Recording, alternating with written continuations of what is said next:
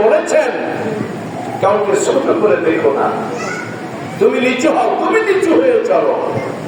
তুমি নিচু হও, নিচু জায়গা পানি জমবে, নিচু হয়ে চলো। তুমি আরেকজনকে বসার জায়গা করে দাও, আল্লাহ তোমার বসার ব্যবস্থা অসংখ্য জায়গা করে দিবে।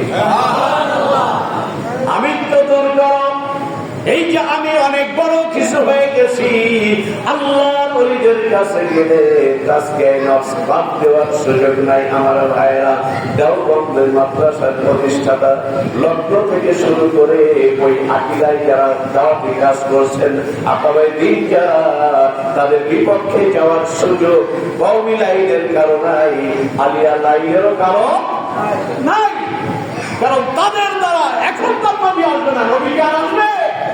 কথা বলে নবী আসবে। আমরা বিশ্বাস করে নিয়েছি নবী মুহাম্মদ সাল্লাল্লাহু আলাইহি ওয়াসাল্লাম আখিরি নবী, শেষ নবী। আর কোন নবী পৃথিবীতে আসবে? আর কোন নবী আসবে না, আর কোন কালেমা আসবে না, আর কোন কোরআন আসবে না। কোরআন একটা, আল কোরআনুল কারীম। নবী আমার একজন, নবী মুহাম্মদ সাল্লাল্লাহু আলাইহি ওয়াসাল্লাম। ধর্ম একটা, ইন্নাদ দীনা ইনদাল্লাহিল ইসলাম। সব একটা একটা। তাহলে আমাদের মাঝে আজকে এত ভাগাভাগি হওয়ার কারণটা কি? যারা রাজনীতি করে তারা তো গদির লোক করে, কিন্তু আমরা যারা আল্লাহ আল্লাহ রাসূলকে পাওয়ার জন্য যারা তাবলীগ জামাত, এই এলাকায় কি তাবলীগ জামাতের ভাইরা আছেন? আছেন আপনারা? মাশাআল্লাহ। দেখেন, আপনারা ফাজাইলে আমল পড়েন না, ফাজাইলে জিকির করেন না, তারপরে আপনারা যে কাজগুলো করেন, বাংলাদেশে মানিকগঞ্জ হুজুর সম্পর্কে আপনারা কতটুকু জানেন আমি জানি না, আমার সাহেবের কথা বলছি।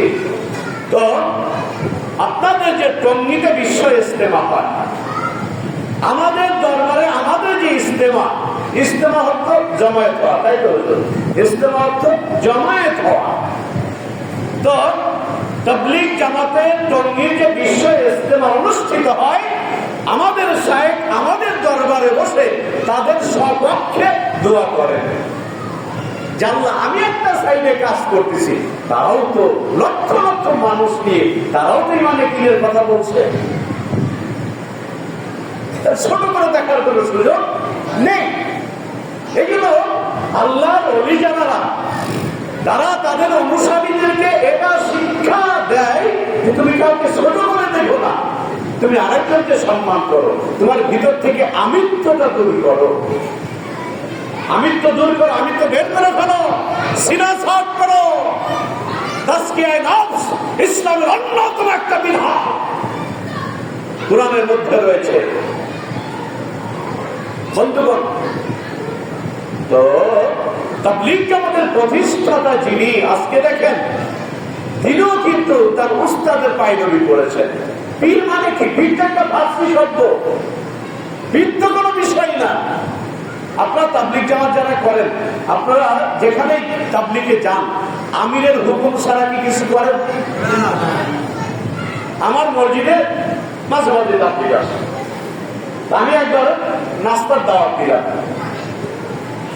একজন বললো যে হুজুর আমি অনেক বড় একটা মসজিদের দায়িত্বে আছি, আমাদের বলে ইমাম সাহেব আপনি খাওয়াবেন, আপনার খাবো না, তা তো হইতে পারে না, তবে আমাদের আনসার হুজুরের কাছে একটু পাবেন। তার মানে যতই তুমি নতবার হও, ওই আমির যারা বানাই দিছে মুরব্বীরা, তাকে তোমার মানাই লাগবে। তুমি তো আপনার পীর, পীর তো ফাঁসি শব্দ। কি বলেন? যারা ইকামতে দিন করে তারা বলেন উলিল আমর, যোগ্য নেতার অনুসরণ করো। পীর আপনি ফার্সি শব্দ বলেন, তা আমরা ফার্সি বলি, তাই এতটুকুই পারেন। তো আমির বলেন, মুরব্বী বলেন, পীর বলেন, যাই বলেন, উনি তো আপনাকে রাস্তা দেখায়া দিবে। কি বলেন? উনি আপনাকে রাস্তা দেখায়া দিবে। আমার কবরে আমাকে যেতে হবে, আমার কবরের প্রশ্ন আমাকে উত্তর দিতে হবে। পীর হলেন আমার জীবনের ভালো একজন বন্ধু হিসাবে কাজ করবে।